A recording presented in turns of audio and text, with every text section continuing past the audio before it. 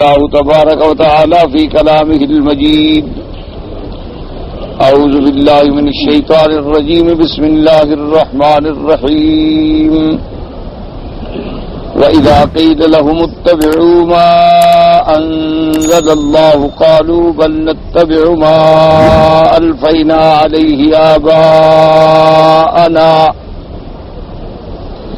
أولو كان آباؤهم لا يعقلون شيئا ولا يهتدون. ومثل الذين كفروا كمثل الذي ينعق بما لا يسمع إلا دعاء ونداء صم بكم عمي فهم لا يعقلون. اللہ تبارک و تعالی نے کلام مقدس میں ان آیات مبارکہ میں ارشاد فرمایا کہ وَإِذَا قِيلَ لَهُمْ، جب ان کفار و مشرکین کو کہا جاتا ہے اتبعوا ما انزل اللہ، پیروی کرو اس کی جو اللہ نے اتارا ہے، قالوا بل نتبع ما الفینا علیہ آباءنا، یہ کہتے ہیں کہ نہیں ہم چلیں گے اس راستے پہ جس پہ پایا اپنے آبا کو.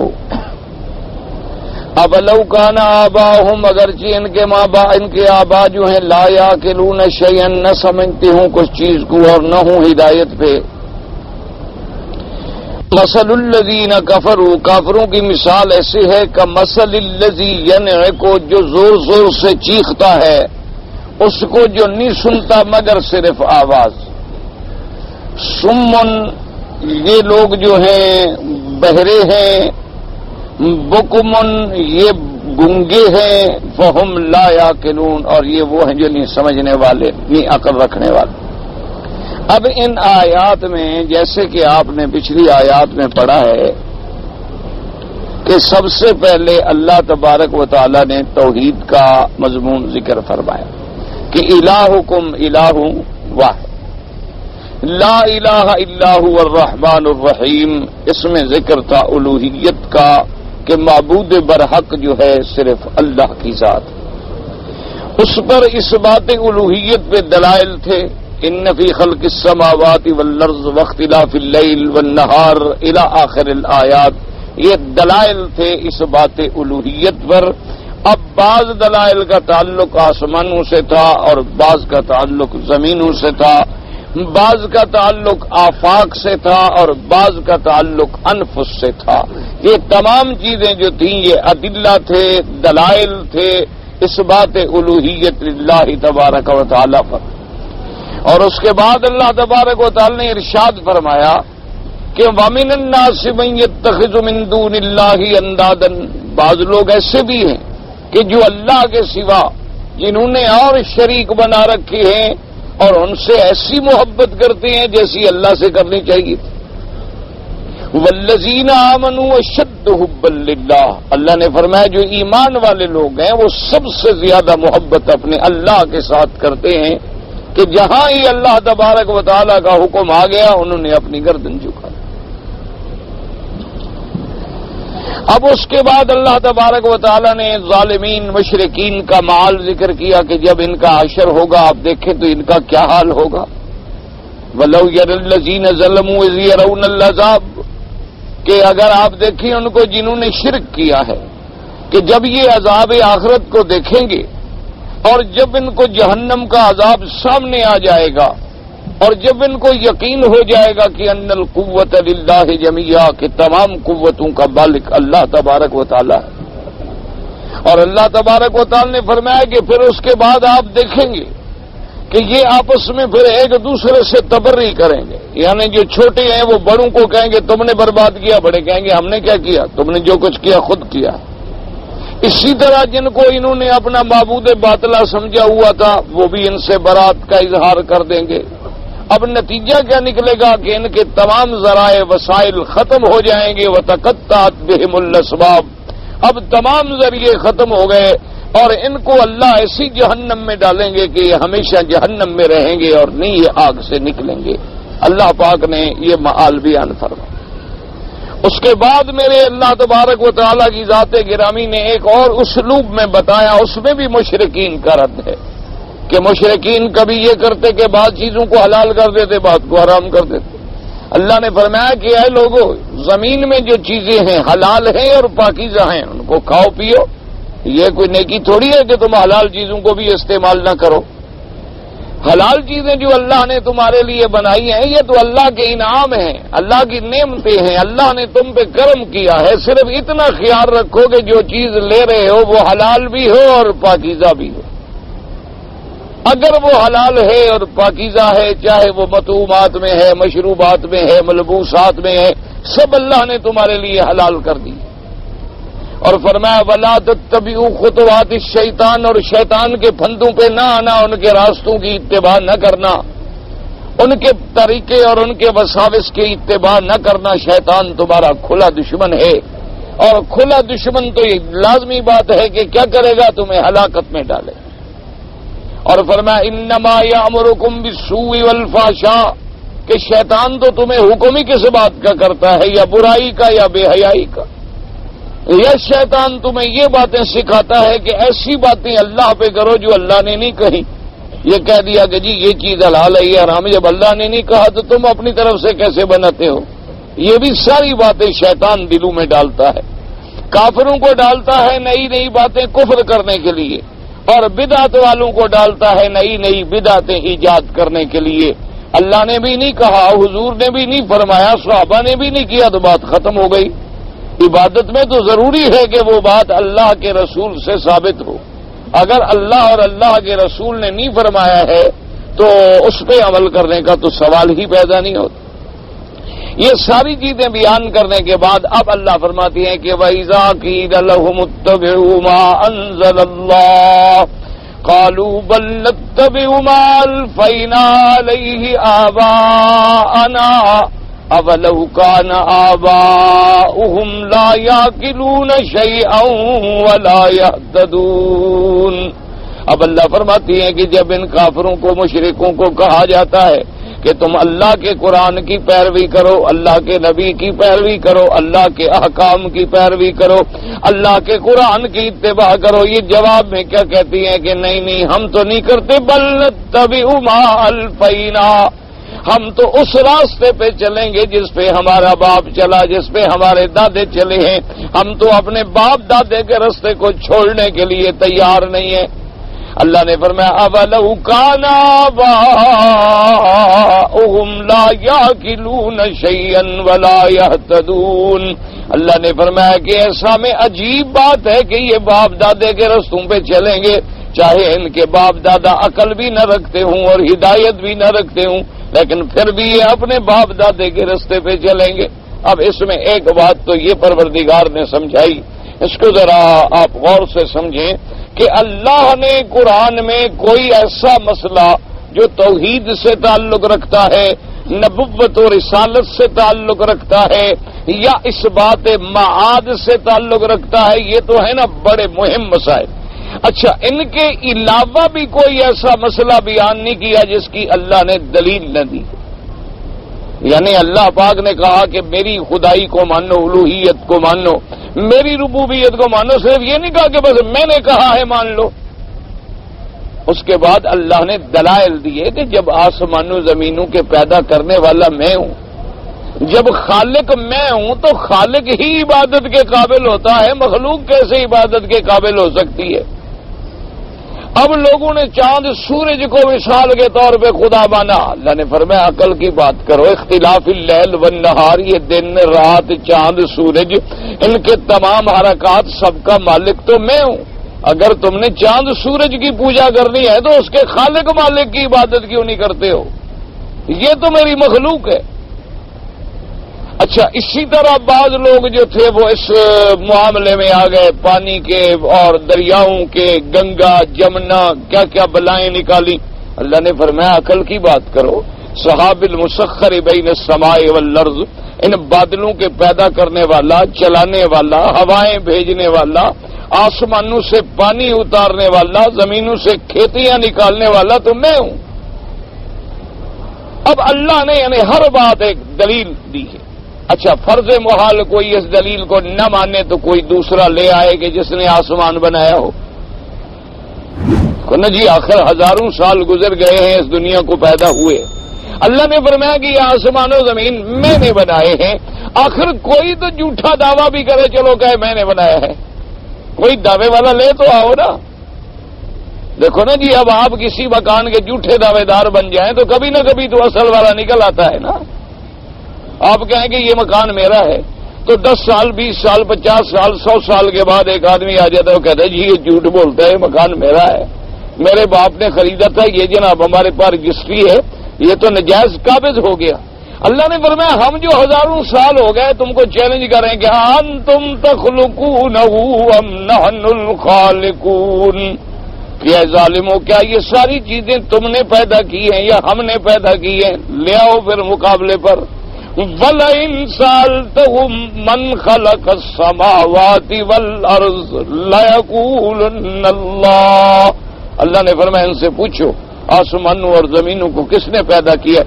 مجبور ہو کے کہتے ہیں کہ ہاں جی پیدا تو اللہ نے کیا ہے۔ تو اللہ نے فرمایا جب خالق میں ہوں تو پھر عبادت بھی میری، مالک میں ہوں تو پھر حکم بھی میرا۔ اچھا اس کے بعد بھی اللہ نے 1,24,000 نبی جو بھیجے ہیں تو کوئی نبی بغیر دلیل کے نہیں آیا، اللہ نے ہر نبی کو معجزے دیے تاکہ وہ معجزات اس کی صداقت پہ دلالت کر سکیں۔ ایسی بات تو نہیں تھی نا کہ آگے کہ دربار فرعون میں حضرت موسیٰ علیہ السلام اور ہارون علیہ السلام آ کے کھڑے ہو جائیں، وہ صرف 2 بھائی، نہ طاقت ہے نہ قوت ہے نہ لشکر ہے نہ برادری کا کوئی زور ہے، برادری تو پہلے غلام بن چکی ہے فرعون کی، اور اس کے بعد وہ آ کے للکارتے ہیں فرعون کو کہ کیا کر رہے ہو، ارسل معنا بنی اسرائیل، چھوڑو ہماری قوم کو، کیوں تم نے غلام بنا کے رکھا ہوا ہے اور ہم اللہ کے رسول ہیں۔ کہنے لگا اچھا تم نے تو ہمارا آدمی مار دیا، تو نے کہا ٹھیک ہے وہ نبوت سے پہلے کی بات ہے، ہم نے تمہیں کھلایا پلایا جوان کیا۔ ان کا عجیب بات ہے 6 لاکھ آدمی میری برادری کا نوکری پہ لگایا ہوا ہے اور ایک بچے کا کھانے کا حساب مانگ رہے ہو؟ 6 لاکھ آدمیوں کو غلامی میں ڈال کر ایک آدمی کو کھلایا تھا تم نے، اس کا حساب مانگتے ہو؟ ان کا تنخواہ کا حساب کر لو، اپنے پیسے کاٹ لو، کوئی عقل کی بات کرو۔ کیا کہہ رہے ہو؟ انبت بنی اسرائیل، تم نے بنو اسرائیل کو غلام بنا ڈالا؟ اچھا عجیب بات ہے، اب تم مجھے دھمکیاں دیتے ہو۔ نے کہا کیا ہے، ہم ایسے تو نہیں آئے، ایسے تو نہیں آئے ہیں، اگر ہم آپ کو اپنے معجزات دکھائیں، دلیل دکھائیں، کہ فاتی بہا ان کنتم من الصادقین۔ کہنے لگا اچھا تمہارے پاس کوئی دلیل ہے؟ انہوں نے کہا بالکل ہے۔ انہوں نے کہا دکھاؤ۔ موسیٰ علیہ السلام نے آسا ڈالا، سانپ بنا، فرعون صاحب تو کرسی چھوڑ کے بھی بھاگ گئے، پھر تو کرسیاں شرسیاں بھی ختم ہو گئی۔ تو اللہ تبارک و تعالیٰ نے یاد رکھو کہ خدائی کا مسئلہ بیان کیا تو دلیل دی، نبوت کا مسئلہ بیان کیا تو دلیل دی، اچھا قیامت کا مسئلہ بیان کیا تو دلیل دی۔ کافر کہتے ہیں کہ جی ہم مر جائیں گے، مٹی ہو جائیں گے، گل جائیں گے، سڑ جائیں گے اور کچھ بھی نہیں بچے گا۔ جی کمال ہے، پھر دوبارہ کھڑے ہو جائیں گے۔ اللہ نے فرمایا بدبختو اب تو چلو تم کچھ نہ کچھ تو تھے، مٹی تو ہے ہو، لیکن پہلے جب میں نے تمہیں پیدا کیا تو پہلے یہ مٹی بھی نہیں تھی۔ اولیس الذی خلق السماوات والارض بقادر علی ان یخلق مثلہم، آسمانوں اور زمینوں کو جو ہم نے بنا ڈالا، آسمان زمین کی بھی پہلے کو ہڈیاں وڈیاں تھیں، اتنی بڑی مخلوق میں نے بنا ڈالی ہے، بغلن احکام دیے ہیں کہ بھئی آپ لوگ جو ہیں نماز پڑھو، دلیل ہے اس کے فائدے کیا ہے۔ اللہ نے احکام دیے کہ روزہ رکھو، فائدے کیا ہیں، اس کے منافع کیا ہیں، باقاعدہ دلائل ہیں۔ اللہ نے حکم دیا کہ بھی حج پڑھا کرو زندگی میں ایک دفعہ اگر دولت مند ہو، دلائل دیے کہ اس میں تمہارے دینی، دنیاوی، ظاہری، باطنی، انفرادی، اجتماعی مفادات ہیں۔ اللہ نے حکم دیا کہ عورت پردہ کرے، ایسا نہیں کہہ دیا کہ بس پردہ کرو عورت کو، اس کے بعد دلائل دیے کہ پردے کا فائدہ کیا ہے، عورت کے محفوظ رہنے میں فائدہ کیا ہے اور اس کو اوپن ایئر تھیٹر بنانے میں نقصان کیا ہے۔ اللہ تبارک و تعالیٰ کا کوئی حکم ایسا نہیں جو بغیر دلیل ہاں یہ علیحدہ بات ہے کہ کسی دلیل تک آپ پہنچ سکے، کسی پہ آپ نہیں پہنچے، یا کوئی دلیل آپ کے عقل میں اپیل کر گئی اور کوئی دلیل آپ کے ناقص عقل میں نہیں آ سکی، تو عقل کا قصور تو ہے، لیکن اللہ کے حکم کا کوئی قصور نہیں۔ یعنی آپ دیکھیں نا جی، آپ آسانی سے اندازہ لگا لیں کہ آج سے مثلا 50 سال پہلے یا 100 سال پہلے، مثال کے طور پر، چلو آپ دور نہ جائیں، اسی جس ملک میں آپ رہتے ہیں اس کا اندازہ لگا لیں کہ مثلا 50 سال پہلے، اس سے پہلے جب سادگی کا زمانہ تھا، عورتوں میں پردہ تھا، اور اس وقت بھی جرائم کا کیا عالم تھا، اور جب عورتیں سڑکوں پہ نکل آئیں تو اب کیا حال ہے؟ ایک ٹھنڈے دل سے سوچ، مانے نہ ماننے یہ آپ کی مرضی ہے، یہ علیحدہ بات ہے۔ یعنی آپ اندازہ فرمائیں کہ پہلے دور میں دیہاتوں میں ایک رسم ہوتی تھی کہ کہیں آندھی چلتی نا جی، کوئی کالی آندھی آ جاتی ہے، سرخ آندھی آ جاتی ہے، بڑی ہوائیں آ جاتی، کہتے جی آج کہیں قتل ہو گیا زمین۔ کیوں کہتے؟ دیکھا نا جی اللہ کا غضب، آندھی چل رہی ہے، کوئی بندہ مارا گیا جی، کوئی بندہ مارا گیا۔ اللہ تبارک و تعالی معاف کرے، اللہ معاف کرے، یعنی جرائم کا وجود نہیں تھا۔ اچھا آپ دیکھیں، آپ ٹھنڈے دل سے غور کریں، جب سے آپ نے فلمیں دیکھی، بچوں نے فلمیں دیکھی، آپ خود ایمانداری سے کہیں 50 سال پہلے کے بچوں میں کتنی حیا تھا اور اب کے بچوں میں کتنی حیا؟ آپ بالکل ٹھنڈے دل سے غور کریں، سوچیں، تدبر کریں۔ ایک ہے ماننا نہ ماننا، کوئی مان لے گا تو اللہ کو نفع نہیں، اور اگر ساری دنیا کافر بن جائے، خدا نہ کرے، تو پروردگار عالم کا کوئی نقصان نہیں، وہ تو غنی ہیں، وہ صمد ہیں، وہ تو بے پرواہ ہیں، وہ تو اس بات پہ بھی قادر ہیں کہ ہم سب کو ختم کر کے ایک نئی مخلوق پیدا فرما دیں، تو اس لیے ان کا تو فائدہ کوئی نہیں، فائدہ تو ہمارا ہے، لیکن ہم ٹھنڈے دل سے غور کریں۔ اور اب اس کے مقابلے پہ ذرا اب ادھر آئیں، اللہ نے فرمایا کہ دیکھو ہم نے نبی بھیجے، دلائل دیے، توحید کی دعوت دی، دلائل دیے، قیامت کا مسئلہ بیان کیا، دلائل دیے، اور ان مشرکین کو کہو کہ بھئی تم بھی تو کوئی دلیل لے آؤ نا، تم نے جو اور تم یہ جو قبروں پہ جا کے سجدے کرتے ہو اور دیے جلاتے ہو اور چراغ روشن کرتے ہو اور پھولوں کی چادریں چڑھاتے ہو اور اوپر غلاف در غلاف ڈالتے ہو اور قبروں پہ جا کے طواف کرتے ہو اور ہاتھ باندھ کے جھکتے ہو، الٹے پاؤں چلتے ہو اور نو راتے بیٹھتے ہو، کوئی دلیل تو لے آؤ، اللہ کا کوئی حکم ایسا کرو، کوئی دلیل لاؤ۔ اللہ نے حکم دیا ہے کہ قبر سے ایسا معاملہ کرو؟ نہیں جی۔ اچھا جی، حضور پاک نے ابا ابراہیم علیہ السلام کی قبر سے ایسا کیا؟ حضور صلی اللہ علیہ وسلم نے اپنے ابا سیدنا اسماعیل علیہ السلام کی قبر سے ایسا عمل کیا ہو کہ آپ نے ان پہ قبریں بنائے ہوں، سنگ مرمر لگایا ہو، روزے چڑھائے ہوں، آپ نے چادریں ڈالی ہوں، آپ نے پھول لگائے ہوں، آپ نے رات کو گھی کے دیے جلائے ہوں، کوئی بات تو ثابت کرو؟ کہتے ہیں جی یہ بھی نہیں ہے، ایسا تو جی نہیں ہے۔ اچھا جی چلو یہ بات بھی نہیں ہے تو پھر چلو اور آگے آئیں اور آگے چلے آئیں، اگر یہ بات نہیں ہے چلو عقل سے ثابت کرو کہ جن لوگوں کو اپنے ہاتھ سے تم نے قبر میں اتار دیا ہے، جو اتنے یعنی محتاج تھے کہ جنازے میں بھی تیرے محتاج، قبر بنانے میں بھی تیرے محتاج، دفن کرنے میں بھی تیرے محتاج، تو نے اپنے ہاتھوں سے ان کو مٹی میں اتارا، ان کے اوپر مٹی بھی اپنے ہاتھوں سے ڈالی ہے، قبر بھی تو نے خود بنائی ہے، تو اب وہ تیرے حاجت روا کیسے بن گئے؟ کوئی عقل کی بات کرو۔ اگر قرآن حدیث سے دلیل نہیں ملتی تو اللہ نے عقل تو دیا ہے، کہتے ہیں جی بس عقل بھی نہیں۔ اچھا جی کیوں کرتے ہو؟ کہتے جی ہمارا باپ دادا کرتا تھا۔ اللہ نے فرمایا ان کی دلیل یہ ہے، اس لیے قرآن پاک نے ان آیات میں یہ فرمایا کہ مشرکین مکہ ہوں یا مشرکین عرب ہوں یا عجم ہوں، جب ان سے کہو کہ تم یہ شرک کیوں کرتے ہو، تم غیر اللہ کی عبادت کیوں کرتے ہو، تم غیر اللہ کو کیوں پکارتے ہو؟ مثلا دیکھو نا جی، ایک آدمی یہاں سے دکھ میں کھڑے ہو کے یا علی نعرہ لگاتا ہے، ٹھنڈے دل سے غور کر، ہم حضرت علی رضی اللہ تعالیٰ عنہ سے اتنی محبت کرتے ہیں جتنی یہ شیعہ نہیں کرتے.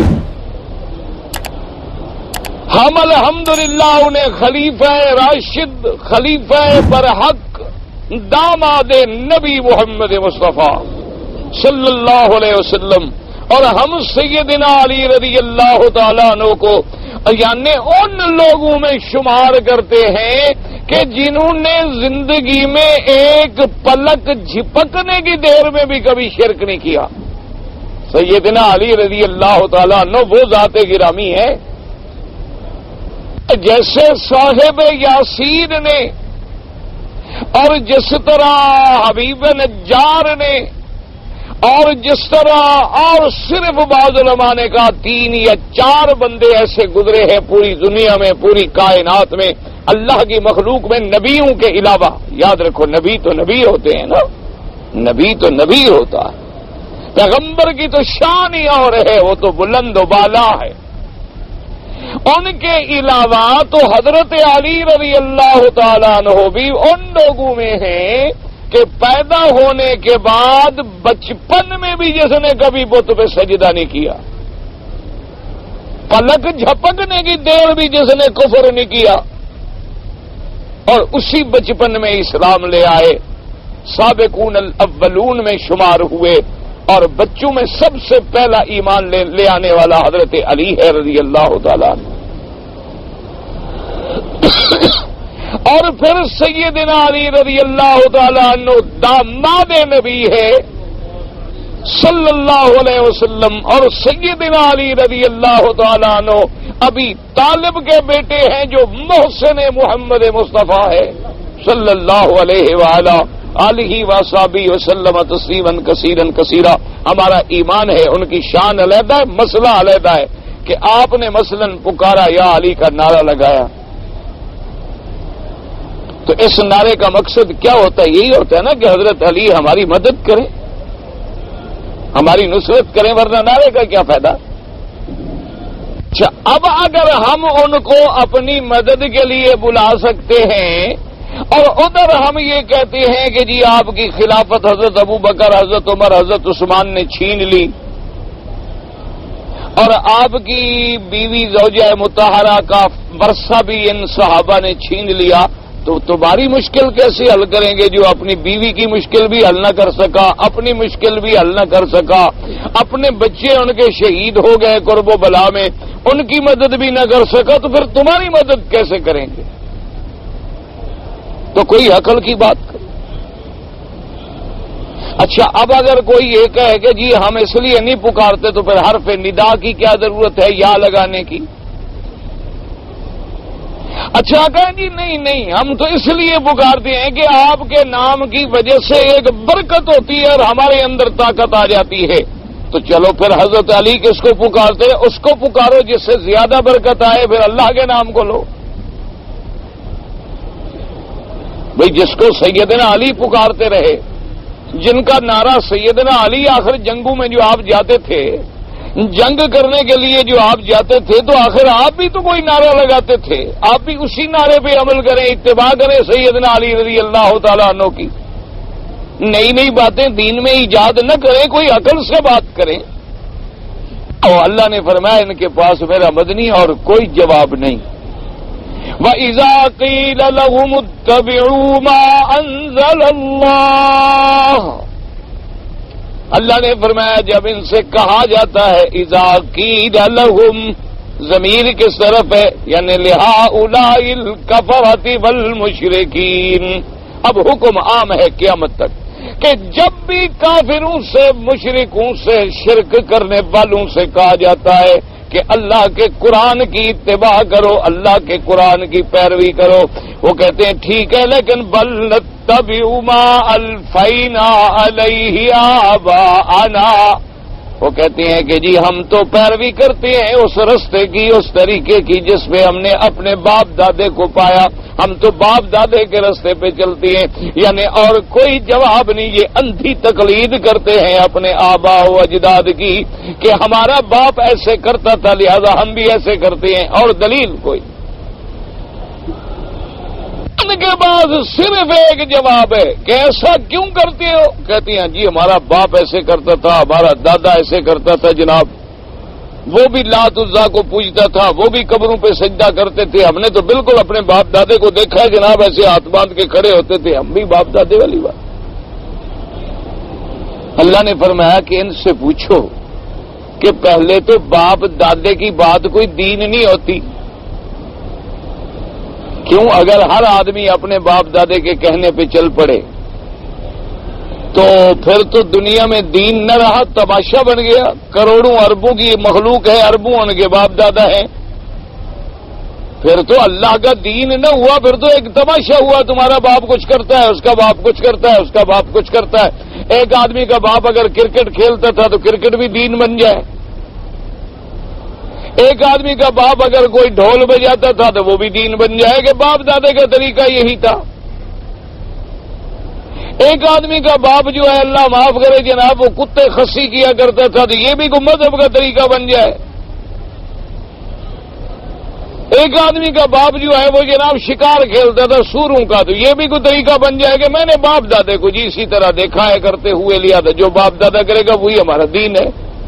تو اللہ نے فرمایا ان جاہلوں کے پاس پہلی بات تو یہ سمجھو کہ باپ دادا بھی انسان تھے، مخلوق تھے، اور اللہ نے فرمایا لطف کی بات یہ دیکھو، چلو باپ دادا کوئی علم والے ہوتے، ہدایت والے ہوتے تب بھی کوئی بات تھی۔ اَوَلَوْ كَانَ آبَاؤُهُمْ لَا يَعْقِلُونَ شَيْئًا وَلَا يَهْتَدُونَ، اور جب ان کے باپ دادے کے پاس عقل بھی نہ ہو، ہدایت بھی نہ ہو، کیا ماننا؟ ہدایت نہ ہو کہ اللہ کا حکم نہیں ان کے پاس، اور عقل کیا ماننا؟ عقل بھی نہیں کہ اللہ کے قرآن کو پڑھ کے کوئی بات سمجھ سکیں، تو اگر ان کے باپ دادا عقل سے بھی محروم، ہدایت سے بھی محروم، تو پھر ان کی اتباع کا کیا ماننا؟ ان کی پیروی کرنے کا کیا ماننا؟ اسی طرح چاند پہ بھی لوگوں نے ڈیرے لگا لیے، آواز سے تیز رفتار جو ہے طیارے بنا ڈالے، بڑے بڑی دنیا نے جدید ٹیکنالوجی نے ایسی چیزیں بنائی ہیں کہ عقل دنگ رہ جاتی ہے۔ اس دور علمی دور میں بھی آج بھی اگر آپ کسی مبتدی سے اور کسی یعنی اہل بدعت سے اگر پوچھیں کہ جی آپ یہ کام کیوں کرتے ہیں، کسی سے پوچھیں کہ جناب آپ ہمیں ٹھنڈے دل سے بتلائیں، ناراض نہ ہوں، آپ جو عرس شریف مناتے ہیں یہ صحابہ نے منایا، سیدنا صدیق رضی اللہ تعالیٰ عنہ نے حضور پاک کا عرس منایا ہو، سیدنا عمر، سیدنا عثمان، سیدنا علی، اہل بیت رسول رضوان اللہ علیہم اجمعین، انہوں نے راتیں اور یہ 9 راتیں یہ قبروں پہ چلے، یہ قبروں پہ جا کے بیٹھنا، ان سے استعانت طلب کرنا، اور یہ ساری باتیں قرآن حدیث میں کہتے ہیں جی نہیں قرآن حدیث میں تو نہیں ہے، لیکن اگر ہم کرتے ہیں تو مگر آپ کو کیا ہے؟ یعنی جیسے پہلے لوگوں کا دلیل تھی نا کہ ہمارے باپ دادے کا طریقہ ہے، ان کا دلیل اگر سے شروع ہو کے مگر پہ ختم ہو جاتی ہے کہ ٹھیک ہے جی قرآن میں نہیں ہے، لیکن اگر ہم کرتے ہیں، اگر ہم اپنے انگوٹھے چومتے ہیں، آپ وہابیوں کو کیا تکلیف ہوتی ہے؟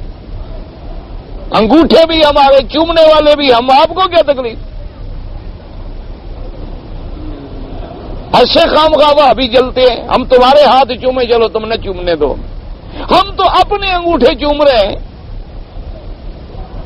لہذا تمہیں کیا تکلیف ہے؟ کیوں ناراض ہوتے ہو؟ اگر ہم چومتے ہیں تو مگر کیا ہے؟ یعنی اب دین اگر سے شروع ہوا اور مگر سے ختم ہوا۔ اچھا ابھی عقل سے پوچھو کہ اب دیکھ رہے جی آپ مثلا سامنے بیٹھے ہیں، میں کہتا ہوں اس طالب کا ایک تو مجھے نام بھی نہیں آتا، میں اس کا نام لے کے سبحان، اس کو کوئی فائدہ ہو رہا ہے؟ نہ ہاتھ تو میں نے چومے ہیں، اس کو کیا فائدہ ہے؟ ٹھنڈے دل سے اللہ نے کھوپڑی بھی دی ہے، کوئی تکلیف کرنے کی ضرورت نہیں۔ اچھا پھر بات یہ ہے کہ ہم نے یہ انگوٹھے چومے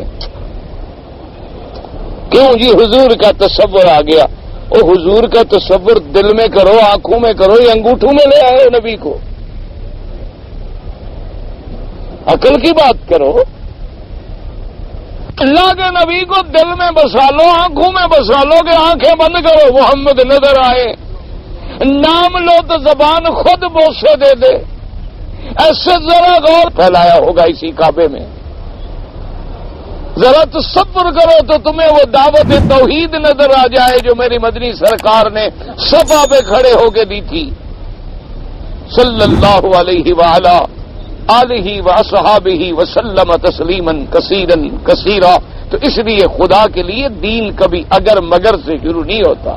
یاد رکھو، ایک آدمی کہے کہ جی میں آج رات مجھے تو نہیں تھک جائیں گے، تو ہم کہیں گے تم سنت رسول کے مخالف ہو کر بجائے جنت کے غلط راستے پہ چل پڑو. کہ اللہ کے نبی نے جب 7 چکر فرمائے ہیں تو نہ بڑھ سکتے ہیں نہ کم ہو سکتے. میرے مدنی پاک نے عشاء کی 4 رکعتیں فرض پڑے ہیں، نہ بڑھ سکتے ہیں نہ کم ہو سکتے. میرے مدنی پاک نے صبح کی نماز میں 2 رکعتیں پڑھی ہیں. کسی کا مائی کا لال اس کو 3 نہیں بنا سکتا، کوئی اس کو 1 نہیں بنا سکتا، کیونکہ ہم پابند ہیں کہ اتباع کریں محمد مصطفیٰ صلی اللہ علیہ وآلہ آلہ واصحابہ وسلم تسلیما کثیرا کثیرا. بس اب ایک بات تو یوں سمجھ. دوسری بات یہ سمجھ لو کہ بعض حضرات اللہ رحمت فرمائے وہ قرآن مقدس کی ان آیات کو اس بات پہ لے آتے ہیں کہ جی جو بھی کسی کی تقلید کرتا ہے، یعنی کوئی آدمی امام ابو حنیفہ رحمۃ اللہ علیہ کی تقلید کرتا ہے، امام احمد ابن حنبل رحمۃ اللہ علیہ کی تقلید کرتا ہے، امام شافعی رحمۃ اللہ علیہ کی تقلید کرتا ہے، امام مالک رحمۃ اللہ علیہ کی طرح جیسے قرآن نے فرمایا قالوا ربنا انا اطعنا ساداتنا فأذلونا السبيل وكبراءنا فأذلونا السبيل ربنا وآتهم ضعفين من العذاب. وہ کہیں گے قیامت والے دن کہ اے پروردگار عالم ہم نے ان بڑوں کی اطاعت کی تھی، ان اپنے بڑوں سرداروں کی، ان کے کہنے پہ ہم چلے گمراہ ہوئے. مولا ان کو تو بڑے سے بڑا عذاب دے کے انہوں نے ہمیں بھی گمراہ کیا. وہ ان آیتوں کو بھی منطبق کرتے ہیں کہ جو لوگ نعوذ باللہ کسی مجتہد کی کسی امام کی تقلید کرتے ہیں تو وہ بھی نعوذ باللہ کافر مشرک ہیں. اللہ معاف فرمائے، اللہ ہدایت دے. سمجھے مسئلے کو، اللہ پاک رحمت کرے. ایک دوسرے کو ملا نہ دیا کرو، اسی سے تو سارا دین ختم ہو. یہاں اللہ نے کیا فرمایا کہ ان کے باپ دادے کی تقلید اس لیے غلط ہے کہ لا یعقلون شیئا ولا یہتدون. اور دوسرے مقام پہ فرمایا لا یعلمون شیئا ولا یہتدون کہ ان کے باپ دادے کے پاس عقل بھی نہیں تھا کہ خود مسائل کو سمجھ سکتے، اور ہدایت بھی نہیں تھی، قرآن کا کوئی ضابطہ بھی نہیں تھا کہ اس اور دین کے سمجھنے کا عقل بھی نہ ہو. ان کی تقلید کفر ہے. اگر باپ دادا ہدایت والے ہیں اور علم والے ہیں تو ان کے راستے پہ چلنا جو ہے وہ تو بالکل عین دین ہے. جیسے اللہ نے قرآن میں فرمایا، حضرت یوسف علیہ السلام نے کیا کہا انی ترکت ملت قوم لا یؤمنون باللہ وبالآخرۃ هم کافرون واتبعت ملت آبائی ابراہیم واسحاق ویعقوب. انہوں نے فرمایا میں نے اپنی قوم کی پیروی چھوڑی، ان کا راستہ چھوڑا، میں اپنے باپ دادے کے راستے پہ ہوں. میرا باپ حضرت ابراہیم، حضرت اسماعیل، حضرت اسحاق ان کے راستے پہ ہوں. کیوں؟ وہ ہدایت والے تھے، وہ نبوت والے تھے. لہذا اگر وہ ہدایت والے ہوں، علم والے ہوں تو ان کی پیروی کرنی ہوگی. اس لیے مسئلہ سمجھیں کیا مانا. اب اگر ایک آدمی خود اتنا بڑا عالم نہیں ہے تو کیا کرے گا؟ لازماً کسی مجتہد سے مسئلہ پوچھے گا. اب دراصل وہ اس کی پیروی نہیں ہوگی، پیروی اللہ کے قرآن کی ہوگی. صرف اس کا کام کیا ہے کہ ہمیں قرآن کے مسئلے کو کھول کے سمجھا دے. کیوں؟ ایک ایک لفظ میں مسائل ہوتے. تو اس لیے ہمیں، اور اسی کا ہمیں اللہ نے حکم دیا کہ یا ایھا الذین آمنوا اتقوا اللہ وکونوا مع الصادقین. اللہ پاک نے کیا فرمایا اپنے نبی کو؟ فاصبر کما صبر اولو العزم من الرسل. فرمایا فبہداہ مقتدی. حالانکہ حضور تو خود نبی ہیں، ان کو پہلے نبیوں کی اقتداء کی کیا ضرورت تھی؟ اور اسی طرح اللہ نے فرمایا فاسألوا اہل الذکر ان کنتم لا تعلمون، اگر تم مسئلہ نہیں جانتے ہو تو اس سے مسئلہ پوچھو جو عالم ہے، جو علم والا ہے۔ تو یاد رکھیں کہ ایک آدمی خود اس علم کے مقام پہ ہے کہ وہ مسائل کا استنباط کر سکتا ہے اور اس کے اندر وہ تمام شرائط پائے جاتے ہیں، اس کو تو کوئی ضرورت نہیں کسی کی تقلید کی۔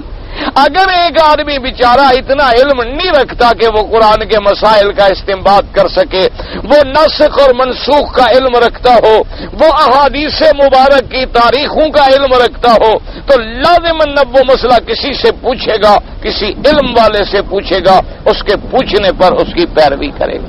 اگر یہ بات نہ ہو تو پھر تو پورا نظام ہی درہم برہم ہو جائے۔ یوں سمجھ لو، مثال کے طور پر تقلید کا معنی ہوتا ہے کہ آپ نے ایک عالم سے مسئلہ پوچھا، اس پر اعتماد کرتے ہوئے اس سے دلیل نہیں مانگی، اس سے کہا جی مجھے مسئلہ بتائیں کہ میں نے صفا مروہ کیا ہے اور میں نے صفا سے شروع کیا اور مروہ پہ میں نے ختم کرنے کے بجائے پھر صفا پہ ختم کیا، تو عالم نے کہا کہ نہیں آپ نے غلط کیا، آپ نے غلط کیا، شروع کرنا ہے صفا سے اور ختم کرنا ہے مروہ پہ۔ آپ چپ کر کے چلے گئے، یہی تقلید ہے کہ آپ نے اس سے بغیر دلیل مانگے ہوئے بات مان لی۔ اب دیکھیں نا، مثال کے طور پر جتنی حدیثیں بخاری شریف میں یا مسلم شریف میں آ جاتی ہیں تو ہم ہر دلیل کی ان سے ہر حدیث پر دلیل تو نہیں مانگتے، ہم کہتے ہیں امام بخاری نے فرمایا صحیح ہے، بس ختم ہو گئی بات۔ امام مسلم نے فرمایا کہ یہ حدیث صحیح۔ اب تحقیق تو امام بخاری رحمت اللہ علیہ نے فرمائی ہے، تحقیق تو امام مسلم رحمت اللہ علیہ نے فرمائی ہے، ہم نے تو ان کے لکھے پہ آنکھیں بند کر دی کہ یہ صحیحین میں ہے اور رواہ الشیخان ہے اور یہ رجال الشیخین ہیں۔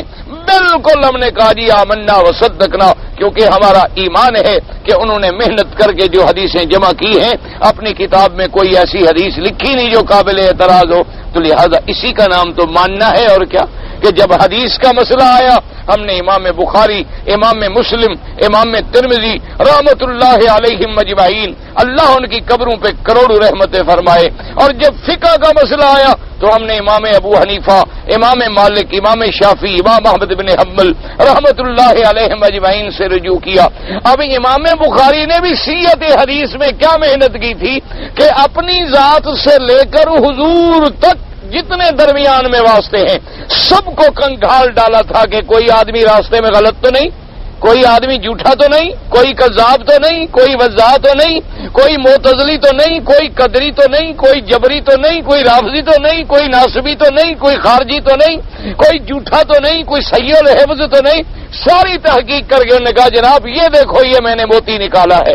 ان ائمہ نے کیا کیا کہ فقہ کی روشنی میں تمام قرآن و حدیث کے ذخیروں سے ہمیں مسئلے نکال کے موتی بنا کے سامنے رکھ دیے، لہذا ہمارے لیے وہ بھی واجب الاحترام اور وہ بھی واجب الاحترام۔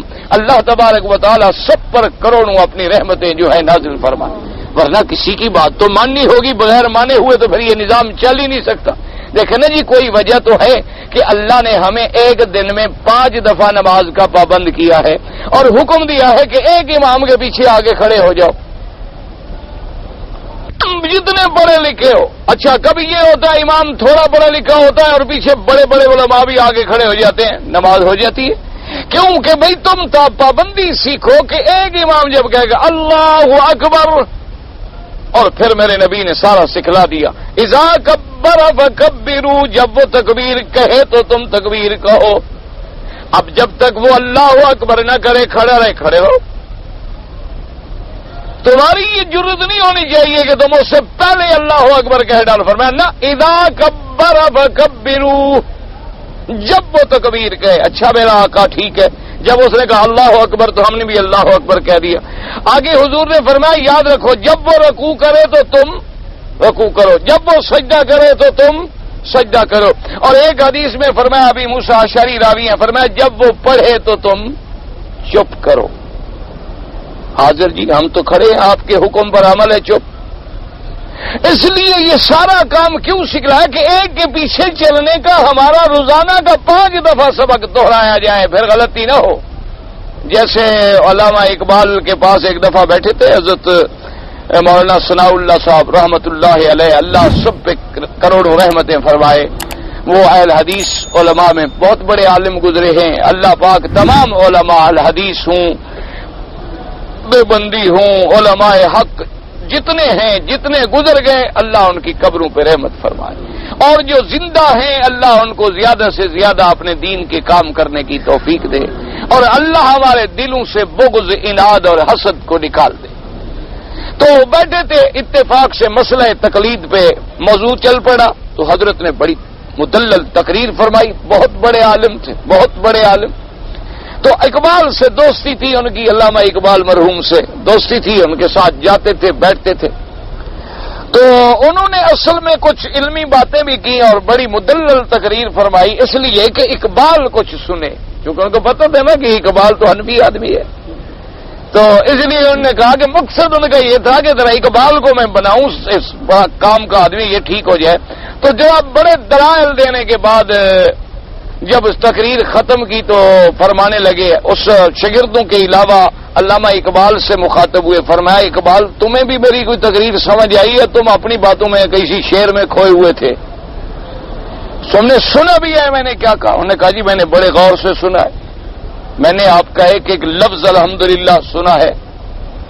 تو انہوں نے کہا پھر کیا خیال ہے آپ کا اس مسئلے پر، آپ کا کیا سمجھ آیا؟ آپ نے کہا حضرت مجھے تو سمجھ نہیں آئی بات، مجھے تو یوں سمجھ آتا ہے کہ اگر یہ مسئلہ ہی ہم ختم کر دیں اماموں کا تو پھر حالت یہ ہو جائے گی کیوں صلاتے بے امام، جیسے نماز تو ہو اور امام نہ ہو، کوئی رکوع میں پڑا ہوگا کوئی کھڑا ہوگا. ان کو کسی بات پہ جمع کرنے کے لیے کسی کا کہنا ماننا ہوگا، ورنہ نظام چل نہیں سکتا.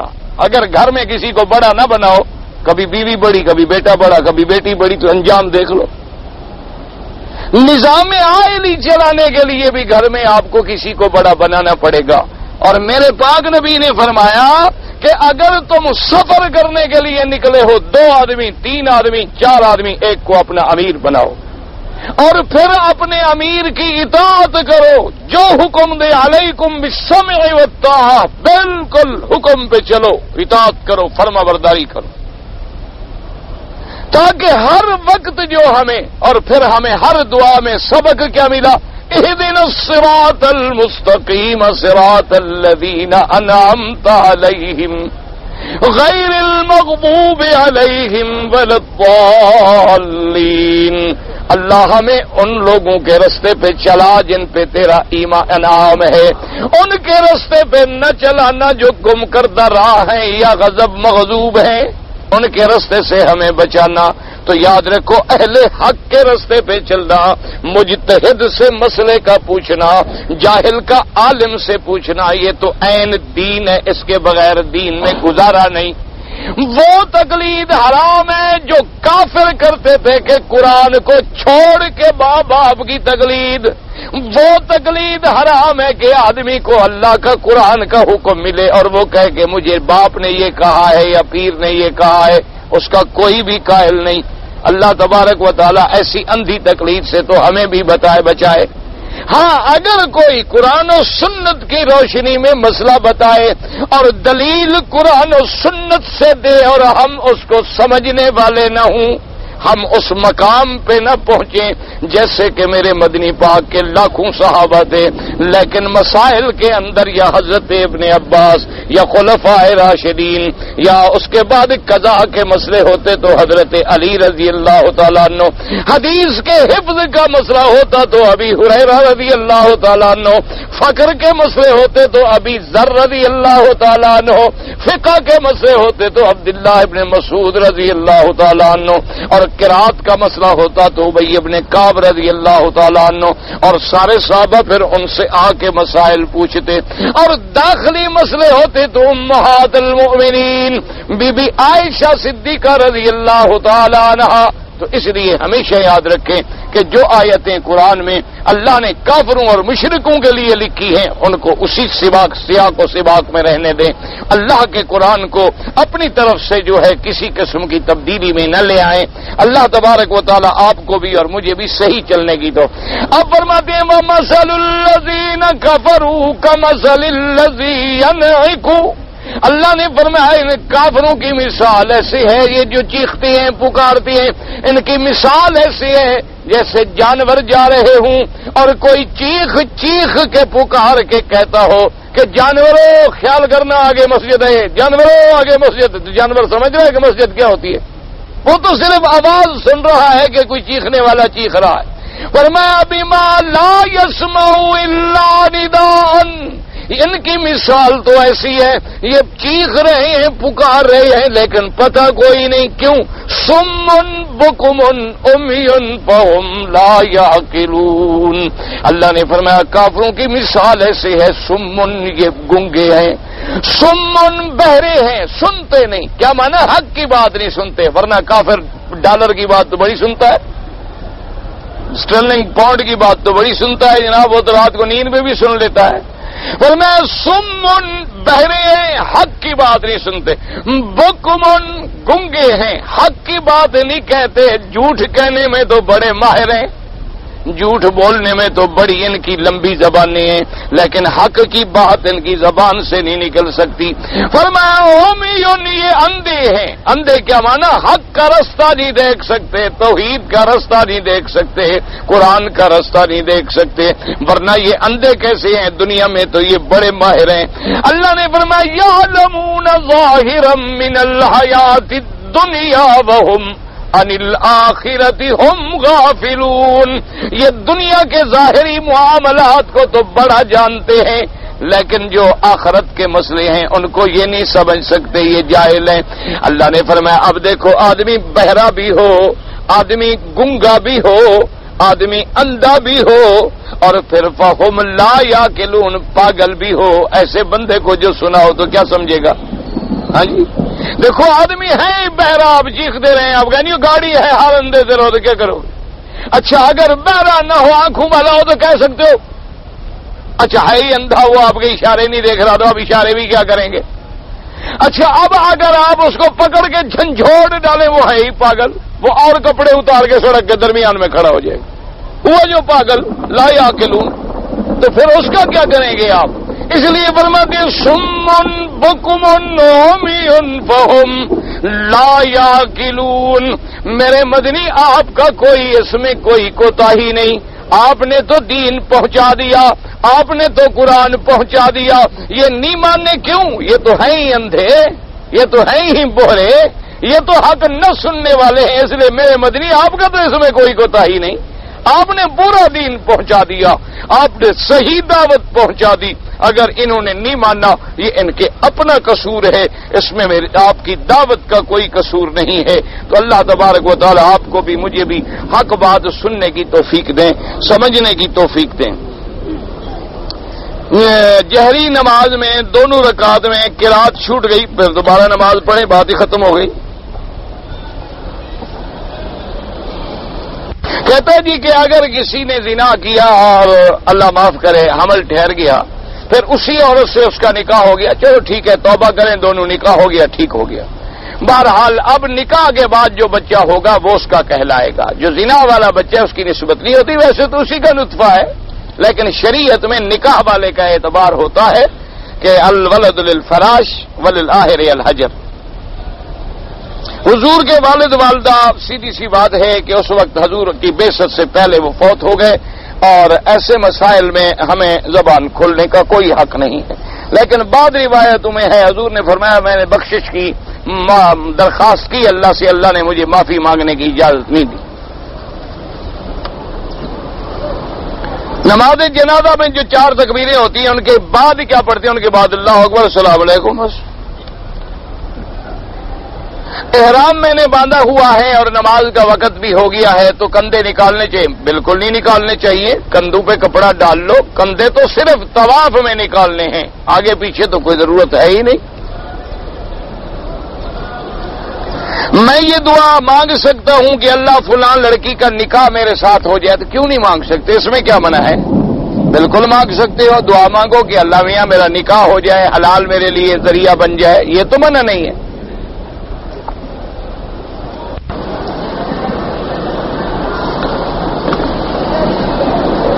عمرے کے علاوہ اگر ہم ویسے مقام ابراہیم پہ جا کے نفل پڑھیں بالکل پڑھیں، کوئی پابندی نہیں۔ اگر میں نے آپ سے ملنا ہو تو کہاں مل سکتے ہیں؟ میں تو عشاء کے بعد بھی 15-20 منٹ کے بعد یہاں آتا ہوں، صبح کے بعد بھی الحمدللہ اسی جگہ ہوتا ہوں، ظہر کی نماز کے بعد یہاں برآمدے میں ہوتا ہوں، جب جی چاہے مل لو۔ رکن یمانی یمن کی جانب ہے اور کوئی تاریخ نہیں، وہ بھی کعبے کا ایک کونا ہے، وہاں بھی میرے پاک نبی پاک نے ہاتھ لگایا ہے، لہذا سنت ہے۔ اللہ تعالیٰ کے اسماء الحسنہ جو ہیں پڑھ کر 2 رکعت نماز، یعنی 2 رکعت نمازوں میں اللہ کے صرف نام پڑھتے رہیں، نہ باقاعدہ فاتحہ پڑھو، سورت پڑھو، نماز کی طرح پڑھو، اس کے بعد اسماء اللہ الحسنہ یا اللہ یا رحمان یا رحیم اس کو پڑھ کے اللہ سے دعا مانگو۔ یہ نہیں کہ نماز کی رکعت میں قرآن کے بجائے صرف وہی نام پڑھتے رہیں، یہ نہیں۔ عورت کی نماز کے لیے اقامت کی ضرورت ہے، بالکل، اگر ان کی جماعت ہے تو اقامت کہے، اکیلی ہے تو کوئی ایسی ضروری نہیں۔ جی میں اپنی بیوی کی تصویر جو ہے وہ پرس میں رکھ کر نماز پڑھ سکتا ہوں، بیوی کی تصویر ہی نہیں رکھ سکتے ہو تو نماز تو بڑی بات ہے۔ تصویر رکھنا جو ہے یہ تو تصویر بنانا جو ہے لعنت ہے۔ اللہ جو مجبوری ہے، عذر ہے، بعض چیزیں عذر کی وجہ سے اللہ حلال کر دیتے ہیں، جیسے ایک آدمی مر رہا ہے، جان بچانے کے لیے حرام کھانا بھی ضروری ہے۔ اب جیسے لوگوں نے اپنی بیوی کو ماں بنا دیا، ماں کو بیوی بنا دیا، بھائی کو باپ بنا دیا، باپ کو بھائی بنا دیا، تو لوگ مجبور ہو گئے کہ پاسپورٹ پہ آئیڈینٹی کارڈ پہ ان پہ فوٹو ہوں، ورنہ مسلمان ماشاءاللہ بڑا تیز ہے، بیوی کو ماں بنا دیتا ہے، ماں کو بیوی بنا کے منگوا لیتا ہے۔ تو جب ہم یہ حرکتیں کریں گے تو نظام کو قائم رکھنے کے لیے یہ مجبوری ہے۔ اس کے علاوہ باقی محبت پیار کرنے کے لیے بیوی کے فوٹو رکھنے کی کیا ضرورت ہے؟ بیوی جب تیرے گھر میں ہے تمہیں کوئی خوف ہے؟ فوٹو شوٹو سے کچھ نہیں ہوتا، کبھی کچھ ہوا ہے؟ کچھ بھی نہیں ہوتا۔ بیوی کے نام کے آگے اپنا نام لکھ سکتے ہیں، ہاں اگر لکھو زوجہ، اگر ایسے لکھو گے تو وہ باپ سمجھا جائے گا، عربی کے اندر آگے نام لکھا جاتا ہے باپ کا۔ اگر تم لکھو بسن فلاں زوجہ فلان، یوں لکھو۔ ہمارے ہاں جو رواج ہے نا یہ غلط ہے کہ مسز فلاں اور فلاں اور فلاں اور یہ غلط نام ہے۔ اچھا جی، مدینہ منورہ سے میں احرام باندھ کے آیا، جب مکے میں پہنچا تو میری ڈیوٹی کا وقت ہو گیا، لہذا میں نے احرام کھول دیا اور میں ڈیوٹی پہ نہ جاتا، تنخواہیں کٹ جاتی۔ بندے کی ڈیوٹی بڑی عزیز تھی، اللہ کی ڈیوٹی چھوڑ دی۔ ماشاءاللہ آدمی بڑا سمجھدار ہے۔ پھر کسی حکیم نے تو نہیں بتایا تھا کہ احرام باندھو، نہ باندھو احرام، جب تمہاری ڈیوٹی ہے نہ باندھو۔ باندھا ہے اور توڑ دیا ہے تو ایک دم بھی ادا کرو اور عمرہ بھی قضا کرو۔ وہاں 2 تنخواہیں کٹتی ہیں، یہاں 300 ریال لگیں گے انشاءاللہ، تو مسئلہ سمجھ آ جائے گا۔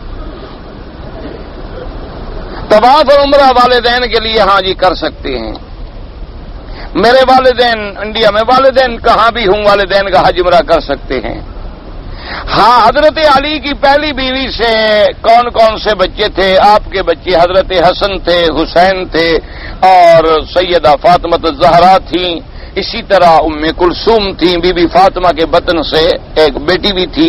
ویسے تو پھر حضرت علی کے 18 اولادیں ہیں، بڑی اولادیں ہیں بعد میں۔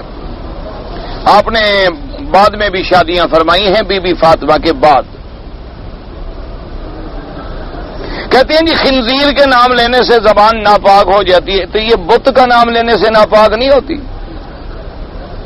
ہاں جی، شرک کا نام لینے سے ناپاک نہیں ہوتی، جو خنزیر سے بھی گندی بلا ہے۔ اللہ کے بندے نام لینے سے کیا ہوتا ہے؟ ابو جہل کا نام لے زبان پلیت ہو گیا، وضو کرنے جائیں تو ابو جہل کو خنزیر سے بھی زیادہ برا سمجھتے ہیں۔ آپ کا کیا خیال؟ فرعون کو یا مجھ سے نمرود کو، یہ زبان ایسے قرآن نے جو ذکر کیا ہے، آپ کا اللہ پاک نے فرمایا کہ ہم لحم الخنزیر، تو جب قرآن پڑھے پلیت ہو گئے۔ یہ کوئی دیہاتی جٹوں کے ایسے مسئلے ہوتے ہیں، اللہ معاف فرمائے۔ زنا کا نام لیتے رہیں تو ان کی زبان پلیت نہیں ہوتی۔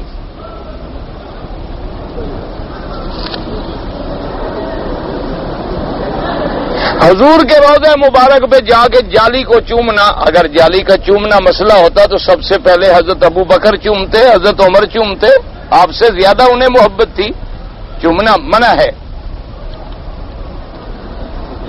ایک دمبا میں صدقہ کرنا چاہتا ہوں، دمبا کو حصہ تقسیم کر کے ادا کروں یا زندہ کسی کو دے دوں؟ تمہاری مرضی، تم نے جو نیت کی ہو۔ کسی غریب کو دمبا دے دو تمہاری مرضی، ذبح کر کے تقسیم کرو تمہاری مرضی۔ امام کے پیچھے فاتحہ جو پڑھتے ہیں ٹھیک ہے، جو نہیں پڑھتے سب ٹھیک ہے۔ اللہ سب کی نمازیں قبول فرمائے اور لڑائیوں سے بچائے۔ اچھا جی، اذان دیتا تھا، پھونک مارتا تھا، طویل لے کے دیتا تھا، دودھ ملنے تقسیم کرتا، کالی صلاح کرتا تھا، بین کرتا تھا، جس کا نقل تھوڑا سا بھی حصہ نہیں دیا، مرنے کے بعد کیا حال ہوگا؟ بھائی اللہ معاف کرے، کہتا ہے یہ جو کچھ تم کرتے تھے توبہ کر لو۔ سمجھ آ گئی بات؟ زیادہ لمبی چوڑی بحث میں نہ پڑو، جو تم کرتے تھے توبہ کر لو۔ التائب من الذنب کمن لا ذنب لہ، حضور نے فرمایا جو آدمی سچے دل سے توبہ کرے اس کے سارے گناہ معاف ہو جاتے ہیں۔ اگر 70 سال آدمی کفر شرک کرے، توبہ کرے، ایمان لے آئے، کفر ختم ہو جاتا ہے۔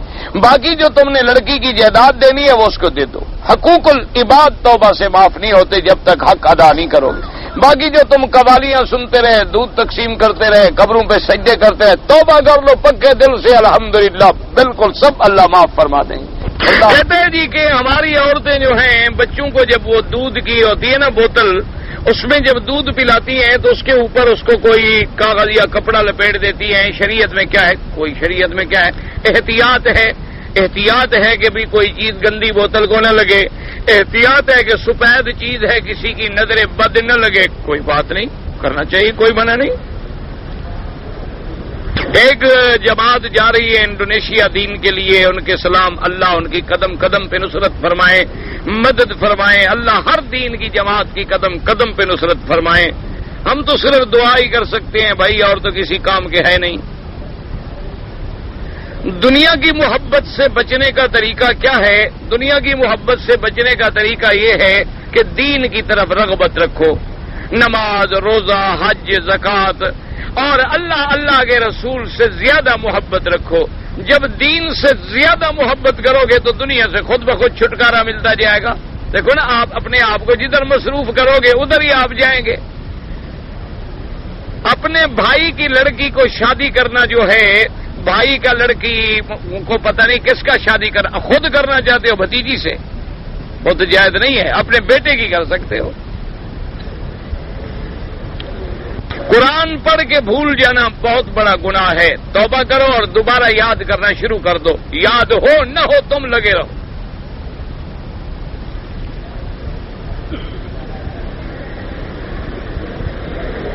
کہتے ہیں جی کہ ہم نے جمعہ کی نماز حج کے دوران میں اپنے خیمے میں ادا کی، چونکہ ہم وہاں تک نہیں جا سکتے تھے۔ اگر آپ کو صفیں نظر آ رہی تھی تو ٹھیک ہے، اگر نظر نہیں آ رہی تھی، صرف ریڈیو پہ پڑھتے رہے تو پھر تو ریڈیو شریف امام ہو گیا۔ ریڈیو تو تم اپنے ملک میں بھی رکھ لو تو آواز آ جائے گی، پھر وہاں بھی تم انہی کے پیچھے پھر شروع کر دو نماز۔ صفیں نظر آنا، صفوں کا ملنا بھی ضروری ہے۔ ایک دوست نے کہا کہ جبل رحمت پہ چڑھنا ضروری ہے، خالص بدعت ہے، بالکل شریعت کے خلاف ہے۔